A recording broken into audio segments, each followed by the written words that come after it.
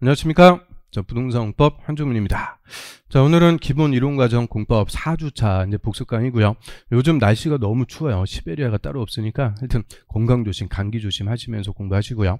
자, 오늘 4주차 수업에서는 우리 도시군계획 시설과 관련된 사건보, 장기 미집행시설 부재 매수 청구 저거부터 오늘 수업을 했습니다.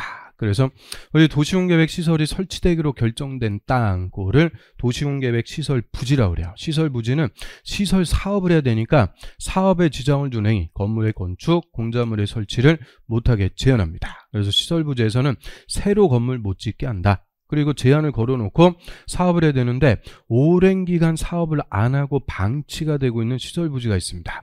저거를 장기 미집행 시설 부지. 그래서 여기서 장기라고 할 때는 10년, 강산이 한번 바뀌는 거죠. 10년 내 사업을 안 하고 있다. 사업했는지 안 했는지 기준점은 실시계획의 인가. 그래서 10년이 지날 때까지 실시계획 인가도 안 받았어요. 사업 안 하고 있으면 이 시설 부지에서 과도하게 재산권의 제한을 받는 토지 소유자가 발생합니다. 그래서 시설 부지에서는 건물만 못 짓게 하는 거니까 원칙적으로 건물 지을 수 있는 땅, 지목이 대라는 토지의 소유자는 대라는 토지를 건물 건축해서 사용수익할 수 있는데 건물 못 짓게 하니까 사용수익 못한다. 또 사업 안 하고 있으니까 수용해서 보상도 안 해줘요. 처분도 못한다. 사용수익 처분, 일체 소유권 행사를 못하게 그냥 꽉 갖고만 있는 거예요. 이게 1년, 2년도 아니고 지금 몇 년, 10년. 10년이 지날 때까지 사업 안 하면서 대라는 토지의 소유권 행사를 일체 못하게 하니까 이제 대라는 토지 소유자 참을 만큼 참았다. 뚜껑 열리는 과도한 재산권의 규제라고 그래요. 그러면 과도하게 국민의 재산권을 제한할 때는 우리 헌법에서 정당하게 보상을 해주도록 하는데 이 보상 대신 두고 있는 제도를 매수 청구라고 합니다. 그래서 지목이 대인 토지 소유자 내 땅 사달라고 매수 청구해서 매수해주면 돈 받고 나가니까 보상이 된다. 그래서 이 매수 청구, 장기 미집행 시설 부재 매수 청구, 이게 대표적인 우리 공법의 사건보로서 매년 시험에 출제가 되고 있습니다.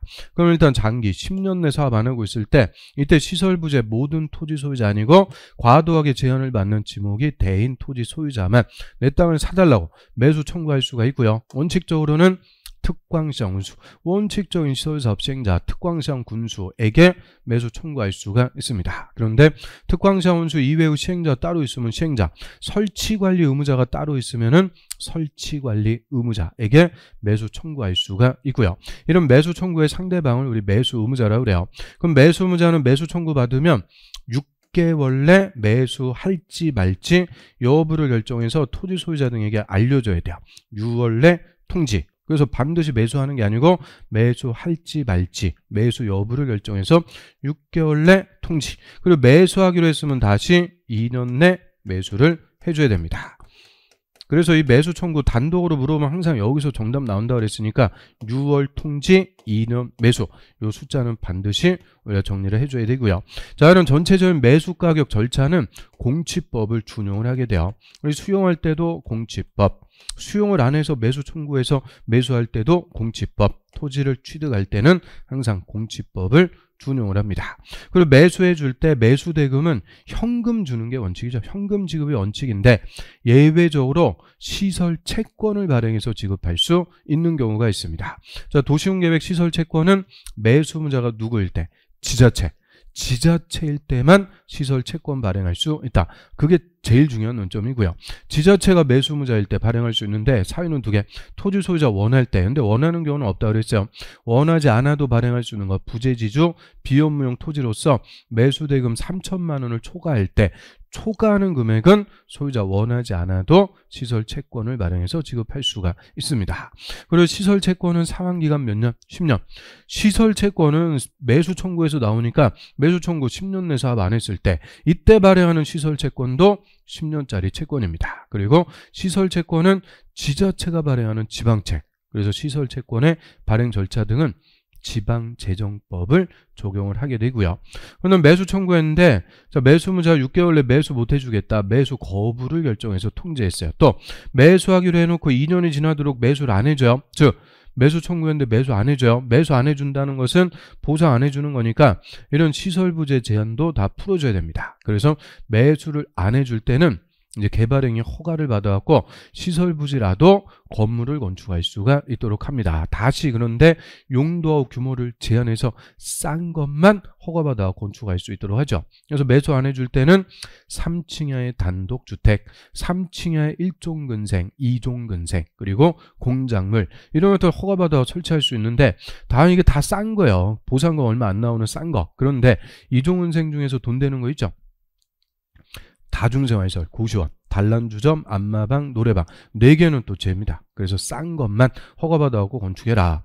그리고 20년이 따블입니다. 10년의 따블. 20년이 지날 때까지 사업 안 하고 있으면 다음날 시설 결정 자체가 실효가 됩니다. 그래서 시설 부재 규제들을 싹 풀어준다. 그래서 10년 내 사업 안 하고 있을 때는 지목이 대인 토지 소유자 매수 청구할 수가 있고 20년이 지날 때까지 사업 안 하면 다음날 시설 결정을 실효시켜갖고 이런 시설 부재 규제들을 싹 없애주게 됩니다. 10년, 20년 아주 잘 물어보는 숫자들이 됩니다. 그 다음 우리 도시군관리계획에서 이제 지구단위 계획. 자, 우리 지구단위 계획이라는 것은 도시군 계획 수립 대상지역 특광시군 관할구역의 전부가 아니고 일부에다가 수립하는 도시군 관리 계획을 말합니다. 저는 일부 지역을 뭐하기 위해서 체계적 계획적으로 관리, 개발, 정비, 즉 일부 지역을 체계적으로 개발을 하기 위해서 수립하는 도시군 관리 계획을 지구단위 계획이다라고 하고요. 그래서 일단 관할구역의 일부 무슨 동네 지구단위 계획 수립할지 지구단위 계획 구역을 지정해요. 그리고 여기에 이제 지구단위 계획을 수립을 합니다.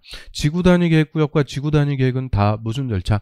도시군 관리 계획 결정으로 합니다. 도시군 관리 계획 결정에서 하는데 우리 지구단위 계획 파트에서만큼은 누구까지도 결정권자가 된다. 시장하고 군수. 그래서 국토부 장관, 시도지사, 시장 운수가 도시군관리계획 결정해서 지구단위 계획구역 지정하고 지구단위 계획을 수립. 지구단위 계획이 수립이 되면 이제 지구단위 계획구역에서는 무조건 뭐에 맞게 건축? 지구단위 계획에 맞게 건축. 철저하게 통제를 통해서 이런 이제 난개발을 방지해서 체계적 계획적인 개발을 도모할 수가 있게 되고요. 그래서 먼저 이 지구단위 계획구역부터 지정하는데, 자, 지정 대상이 크게 이제 두 가지로 나눠져요. 도시지역 안에서는 개발할 곳이니까 얼마든지 지구단위 계획구역 지정할 수가 있죠. 그래서 얼마든지 지정할 수 있다. 그거를 임의적 지정 대상. 그래서 개발할 것들, 뭐 신도시를 개발하든 구도시 재개발하든 아파트 단지를 개발하든 공단, 산업단지를 개발하든 관광지를 개발하든 하여튼 이 개발할 곳에 다 지구단위 계획구역 지정할 수가 있습니다. 또 난개발의 우려가 있는 곳들이 있죠. 개발제한구역, 도시자연공원구역, 시가조정구역 또는 공원에서 해제, 또 녹지에서 주상공으로 변경, 이런데 개발할 수 있게 되는데 난개발의 우려가 있는 것들 이런데 다 개발 지구단위 계획구역 지정할 수가 있고요. 그래서 결론이 지구단위 계획구역은 도시지역에서 체계적 계획적인 개발이 필요한 곳에 지정할 수가 있습니다. 그리고 우리 작년 시험에 나왔던 거 역세권 복합용도 개발형 지구단위 계획구역 1준위하고 상준위, 일반주거, 준주거, 상업, 준공업 지역에서 트리플 역세권 반경 1km 이래 이런 데를 역세권으로 복합용도 개발할 수 있게끔 지구단위 계획구역도 지정할 수가 있습니다. 그런데 이 중에서 의무적으로 지정하는 게 있죠. 의무적으로 지정하는 것은 딱 5개. 정비구역과 택지개발지구에서 사업이 끝나고 몇 년? 10년. 10년이 지난 지역. 그래서 악을 줬다고 정택이는 몇 년? 10년. 정비구역, 택지개발지구에서 사업이 끝나고 10년이 지난 곳은 의무적으로 지정. 또 시가와 조정구역 공원에서 해제, 녹지에서 주상공으로 변경, 시, 공, 녹 3개니까 30만 제곱미터 이상일 때는 의무적으로 또 지정합니다. 그래서 시, 공, 녹 30만 이상. 그래서 임의적 대상에서 요건이 추가되면 의무적으로 지정하는 거예요. 정택이는 10년 요건이 추가되면 의무적으로 지정. 시, 공, 녹은 30만 이상 요건이 추가되면 의무적으로 지정합니다. 그래서 의무적으로 지정하는 것은 딱 요 5개. 정택이, 시, 공, 녹 5개만. 그 다음에 도시적 외의 지역은 원칙은 보존할 곳이니까 함부로 지구단위 계획구역 지정하고 그러면 안 돼요. 그런데 도시적 외라도 개발할 수 있는 것, 계획관리지역과 개발진흥지구에서 아주 엄격한 요건 하에 지구단위 계획구역 지정할 수가 있고요. 먼저 이 계획관리지역에 지정하려면 계획관리지역이 몇 프로 이상? 50% 이상. 전체 지구단위 계획구역 면적의 50% 이상입니다. 그리고 나머지도 다 관리적, 생산관리나 보전관리, 그리고 원칙적으로 면적 얼마 이상인데 3만 이상. 다만 아파트 연립주택 지을 때는 10배 30만 이상. 기반시설 공급할 수 있고 환경 등의 훼손 우려가 없어야 된다. 이런 요건을 갖추는 계획관리지역에 지구단위 계획구역 지정할 수가 있죠. 또 개발진흥지구도 요건 똑같이 갖춰야 돼요. 3만 이상. 원칙. 근데 아파트 연립주택 지으면 30만 이상. 기반시설 공급할 수 있고 환경 등의 훼손 우려가 없을 것. 이런 요건인데 개발진흥지구는 또 일정한 용도지역에 위치하고 있을 때만 지구단위 계획구역으로 지정할 수가 있습니다. 일정한 용도지역에 있어야만. 그래서 주거개발진흥지구는 계획관리지역. 그 다음에 산업유통개발진흥지구는 계획관리, 생산관리, 농림지역에 위치하고 있을 때만 지구단위 계획구역으로 지정할 수가 있고요. 그러면 도시지역이든 바뀌든 지구단위 계획구역 지정했어요. 3년 내 지구단위 계획부터 수립해야 됩니다. 3년 내 지구단위 계획 수립 안 하면 다음날 지구단위 계획구역이 실효가 돼버립니다. 그래서 3년 내 지구단위 계획 수립. 근데 지구단위 계획 수립할 때 반드시 포함할 사항. 난개발을 방지하기 위해서 기반시설의 배치와 규모, 그 다음에 건축 제한, 건폐율, 용적률 높이, 행위 제한. 이 두 개는 반드시 포함. 그래서 지구단위 계획으로 건축 제한, 건폐율, 용적률 높이 제한 이런 거 다 따로 정한다 그 얘기인데, 특히 지구단위 계획으로 행위 제한은 강화하는 게 아니고 완화, 개발할 수 있게끔 완화해 줍니다. 그래서 도시지역이든 바뀌든 우리 건폐율은 몇 배까지 완화해 줄 수 있다. 1.5배. 용적률은 2배까지 완화해 줄 수가 있습니다. 그래서 건폐율 1.5배, 용적률 2배까지 완화해서 개발을 할 수가 있도록 하고요. 그러면 지구단위 계획이 수립이 되면 이제 초과 지구단위 계획구역에서는 무조건 지구단위 계획에 맞게 건축합니다. 그래서 내 땅이라고 내 맘대로 건물 짓고 그런 거 안 돼요. 철저하게 지구단위 계획에 맞게 건축해라. 통제함으로써 계획적인 개발을 도모하는데, 다음에 이 지구단위 계획에 맞게 건축할 때는 이제 인센티브 주는 거죠. 건폐율, 용적률 완화해서 인센티브를 줍니다. 그리고 이 가설 건물은 임시로 설치하는 거니까 지구단위 계획에 건축 제한을 적용하지 않습니다. 그 다음에 주민이 특별히 입안을 제한해서 지구단위 계획을 결정을 했어요. 주민이 제한해서 지구단위 계획 결정했을 때만큼은 5년 내 개발에 착수를 해야 됩니다. 근데 5년이 지날 때까지 개발에 착수도 안 했다. 그러면 개발 안 하는 거니까 지구단위 계획 수립한 이유가 없죠. 다음날 지구단위 계획이 실효가 됩니다. 그래서 지구단위 계획구역 지정했으면 3년 내 지구단위 계획 수립, 안 하면 다음날 지구단위 계획구역이 실효. 주민이 제안해서 지구단위 계획 결정했으면 5년 내 개발에 착수, 안 하면 다음날 지구단위 계획이 실효가 됩니다. 이 실효 사유가 두 개가 있으니까 확실하게 또 구분해서 정리를 해두셔야 됩니다. 그래서 지구단위 계획까지 우리 이제 국토법의 선계획 체계, 도시군관리계획 체계를 봤고요.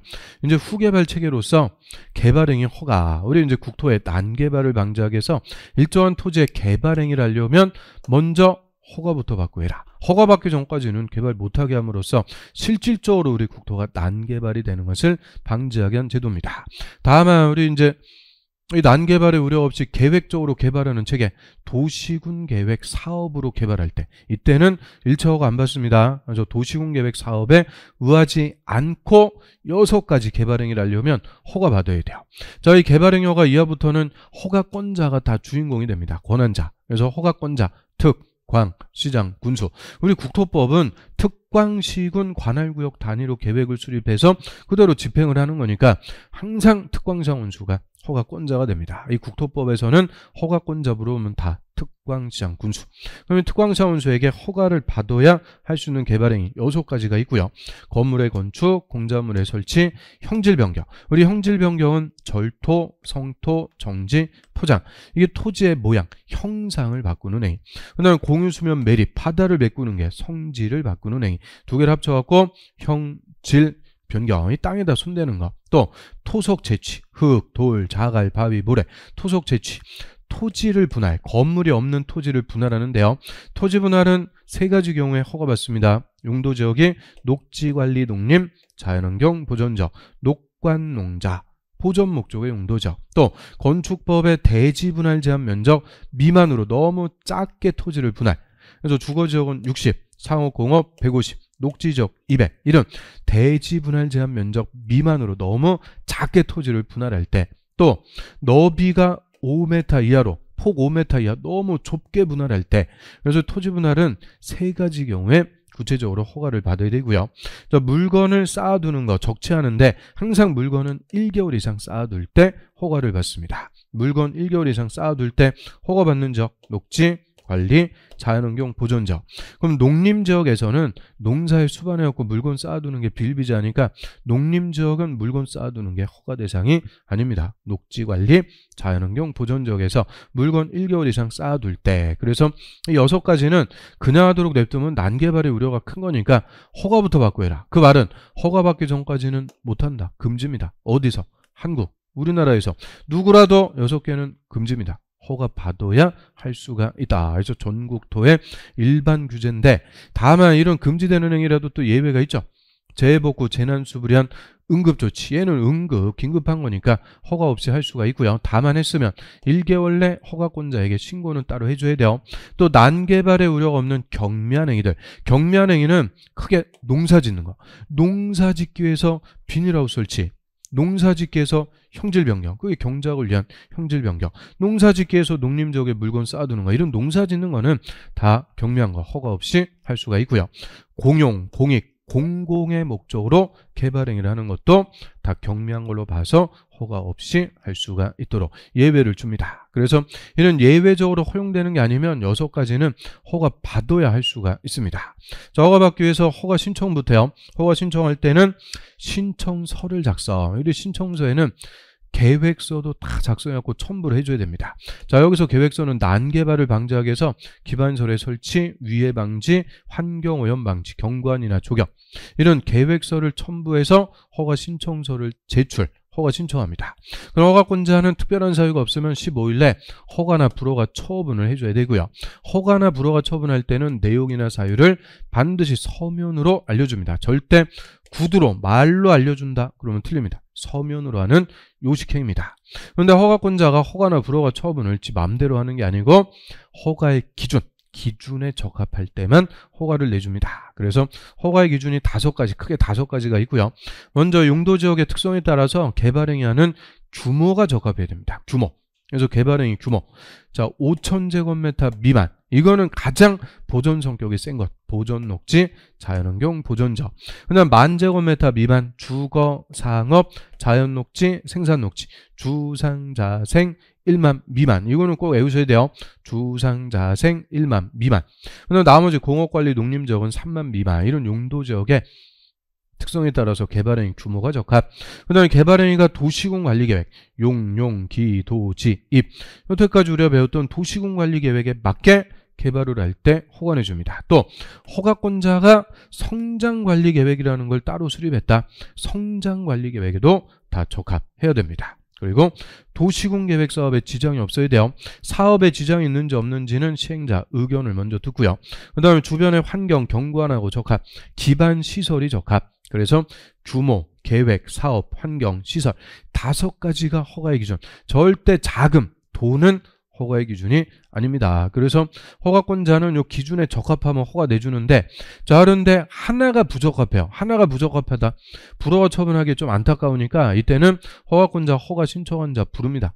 불러가지고 당신은 다 좋았는데 요것 때문에 원래 불허가 처분해야 되는데 당신이 기준에 부족한 것을 보완한다면 허가 내주겠다 물어보는 거죠. 그래서 허가 신청한 자가 그럼 제가 하겠습니다. 그러면 이런 기준에 부족한 것을 기준에 맞게 보완할 것을 조건으로 붙여갖고 허가할 수가 있습니다. 그거를 조건부 허가라고 하고요.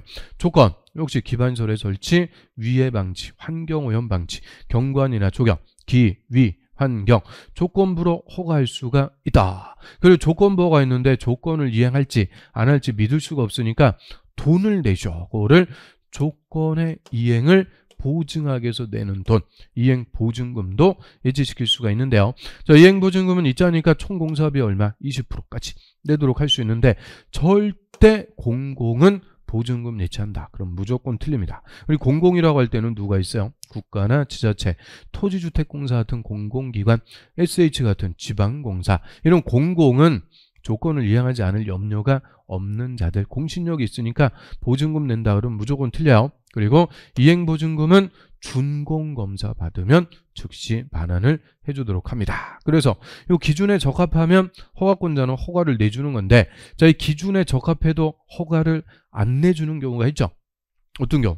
허가를 제한했을 때. 자, 허가 제한이라는 것은 당분간은 개발보다는 보존이 필요하니까 허가권자한테 허가를 못 내주게 하는 거, 그거를 허가를 제한한다. 그래서 허가 제한, 자, 허가 제한은 다음이다. 국토부 장관, 시도지사, 시장원수가 허가권자한테 허가 못 내주게 제한할 수가 있고요. 자, 허가 제한하는 기간은 3년이 원칙이에요. 3년.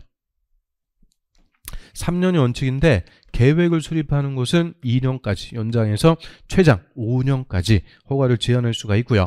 최초로 허가를 제한할 때는 심의 다 거쳐야 됩니다. 심의. 그래서 항상 우리 못하게 규제 제한이라는 걸 할 때는 심의를 거치는 거예요. 그런데 2년 연장할 때는 또 심의 거칠 필요는 없다. 그래서 최초로 제한할 때만 심의를 거치고요. 국토부 장관이 제한할 때는 중앙도시계획위원회, 나머지는 지방도시계획위원회. 국토부 장관 항상 앞에 중앙자 붙여줍니다. 그래서 자, 원칙적으로 3년까지 허가 제한할 수 있는 지역.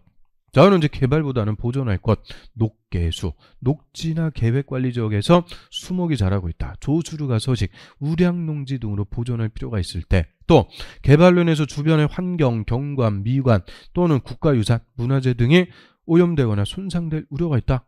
그럼 당분간은 개발보다는 보존할 필요가 큰 곳이니까 원칙대로 3년까지 허가 제한을 할 수가 있고요. 그런데 2년 연장해서 최장 5년까지 허가 제한할 수 있는 것, 계획을 수립하는 것이다. 도시군 기본계획, 도시군 관리계획을 수립하는 지역, 지구단위계획구역으로 지정해서 지구단위계획 수립하는 것, 기반시설 부담구역으로 지정돼서 기반시설 설치 계획을 수립하는 것, 이런 계획을 수립하는 곳은 3년에 2년 연장, 최장 5년까지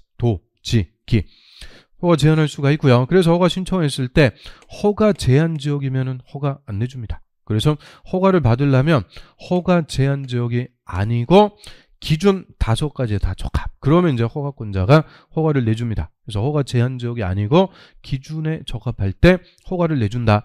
그러면 개발행위 허가 받으면 이제 효과, 적법하게 개발행위를 할 수가 있습니다.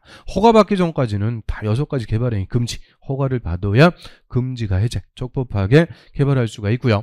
저 무허가로 개발했다, 이게 난개발. 여기에 대해서 허가권자 원상복구 명령 불응할 때는 대집행을 통해서 난개발된 국토를 다시 원상으로 복구, 그리고 무허가로 개발한 자는 처벌해버립니다. 3년 3년 이하의 징역 또는 3천만 원 이하의 벌금, 가장 세게 처벌합니다. 그래서 허가를 받아야 적법하게 개발을 할 수가 있고요.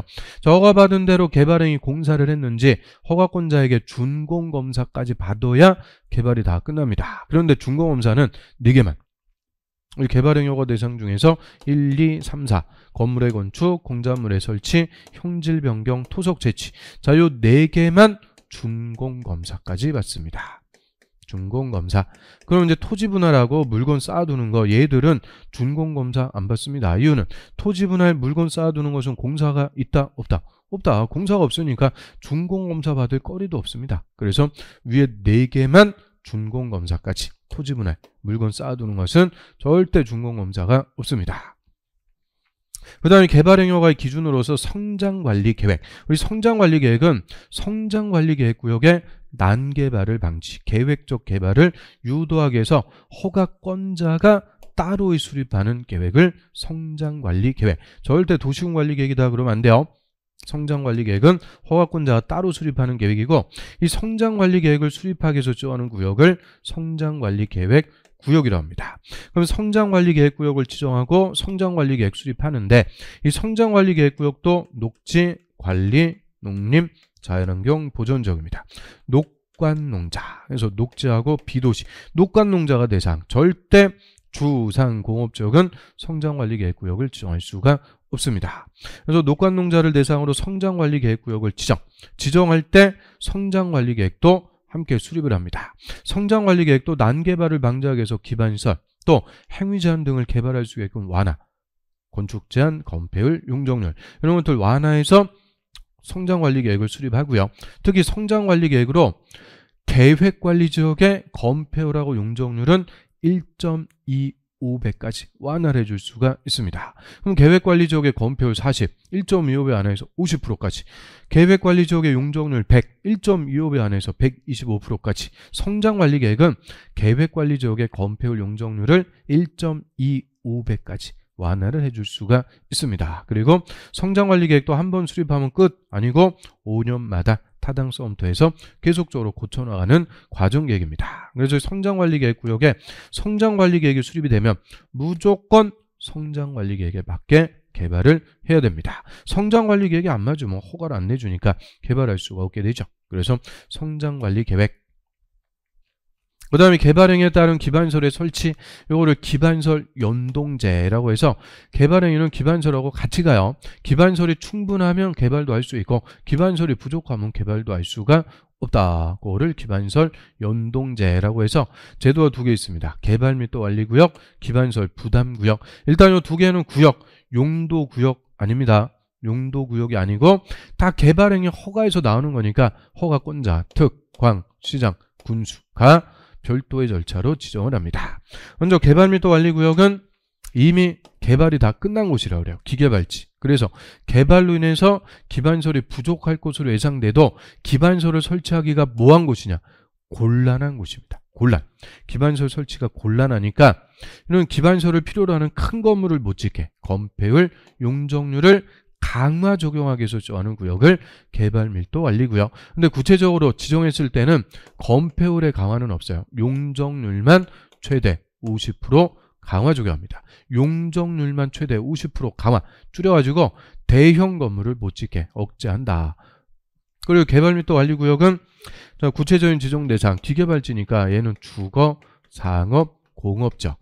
주상공업지역에서 도로라든지 상하수도, 학교 이런 것들이 향후 2년 내 20% 이상 초과나 미달할 걸로 예상되는데 곤란한 지역, 설치가 곤란한 지역에 지정할 수가 있고요. 자, 지정할 때는 도시계획위원회 심의 거쳐갖고 지정합니다. 이 개발 및 관리구역은 주민 의견 청취는 없다. 그냥 심의만 거쳐갖고 지정 고시합니다. 그 다음에 기반설 부담구역은 개발 및 관리구역 외의지역입니다. 외의지역. 기개발지가 아니고 요거는 신개발지. 서로 정반대이기 때문에 절대 개발 및 관리구역과 기반설 부담구역을 중복해서 지정할 수 없습니다. 그래서 기반설 부담구역은 개발 및 관리구역 외의지역에서 얘는 새로 개발하니까 개발로 인해서 기반설이 필요한 것. 그래서 개발행위를 하는 자가 기반설을 설치할 의무를 부과하기 위해서 정하는 구역입니다. 그리고 필요한 기반설, 뭐 도로, 상하수도, 학교, 공원, 폐기물 처리소 이런 것들이 필요한 건데 우리 학교 중에서 뭐는 또 대학교는 제외다. 대학교는 필요한 기반설을 할 수가 없고요.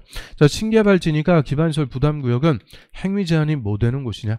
완화되는 곳입니다. 완화를 해주니까 개발을 할 수가 있게 되고요. 또 개발행위가 집중적으로 벌어지는 곳입니다. 허가 건수나 인구 증가율이 20% 이상 이런 행위 제한이 완화되거나 개발이 집중되는 곳에 의무적으로 기반설 부담구역은 지정을 해야 됩니다. 그리고 기반설 부담구역 지정할 때는 주민의 의견도 다 들어야 돼요. 주민 의견 듣고 도시계획위원회 심의 다 거쳐갖고 지정합니다. 그래서 주민 의견 듣고 심의까지 거쳐갖고 지정. 그리고 개발 및 관리구역, 기반설 부담구역 다 지정 기준은 국토부 장관이 정해줍니다. 기준은 항상 국토부 장관. 특히 이 기반설 부담구역은 최소 면적이 얼마 이상? 10만 제곱미터 이상입니다. 10만 제곱미터 이상으로 지정할 것. 그래서 주민 의견도 듣고 최소 면적 10만 이상. 이런 개발 및 관리구역보다 기반설 부담구역의 논점이 훨씬 더 많습니다. 그 다음에 기반설 부담구역 지정했으면 특광자원수는 1년 내 기반설 설치 계획부터 수립. 우리 공법 통틀어서 계획을 수립하는 기간이 제일 짧은 게 이겁니다. 얘는 3년도 아니고 2년도 아니고 1년. 개발이 집중되는 것이니까 제일 신속하게 1년 내 수립. 안 하면 다음날 해제입니다. 그래서 기반설 부담구역 지정했으면 1년 내 기반설 설치 계획부터 수립. 그러면 이제 기반설 설치 계획도 수립이 됐다. 그러면 기반설 부담구역에서 일정한 건물을 건축하는 자들이 직접 기반설을 설치하는 게 아니고 기반설 설치 비용, 돈을 내도록 합니다. 그럼 당연히 누가 돈 내는지가 핵심. 기반설 설치 비용은 200제곱미터를 초과하는 건물을 신축하거나 중축하는 자, 건물을 신축 새로 짓거나 중축하는 자. 자, 여자들에게 기반시설 설치 비용 부과해서 돈을 내셔. 이게 기반시설 부담구역의 궁극적인 지정 효과입니다. 그래서 200제곱미터를 초과하는 건물을 신축 중축하는 자. 신축 중축 두 개니까 200. 그래서 200 초과하는 건물 신축 중축하게 해서 건축허가 받았어요. 건축허가 받으면 2개월 내 기반시설 설치 비용 내세요. 부과를 하는 거예요. 부과. 그럼 납부자는 언제까지 내라? 사용 승인을 신청할 때까지. 건물 짓는 공사가 다 끝나고 사용 승인 신청할 때까지 기반시설 설치 비용을 납부해주면 됩니다. 그래서 절대 건축허가 받고 2개월 내 납부한다 그러면 틀려요. 사용 승인을 신청할 때까지 기반시설 설치 비용은 납부를 해주면 됩니다. 그 다음에 기반시설 설치 비용은 현금 납부가 원칙입니다. 다만 부과 대상 토지 등으로 하는 납부, 물납을 인정할 수가 있다. 그래서 200 초과하는 건물을 신축, 중축하는 자에게 기반시설 설치 비용을 내라고 지정하는 구역이 기반시설 부담구역. 자, 여기까지 이 국토법 내용도 이제 싹 끝났습니다. 그래서 국토법 내용 이제 싹 정리했고요. 다음 시간에는 이제 도시개발법으로 뵙도록 하겠습니다. 자, 오늘 수업은 이상으로 마치겠습니다.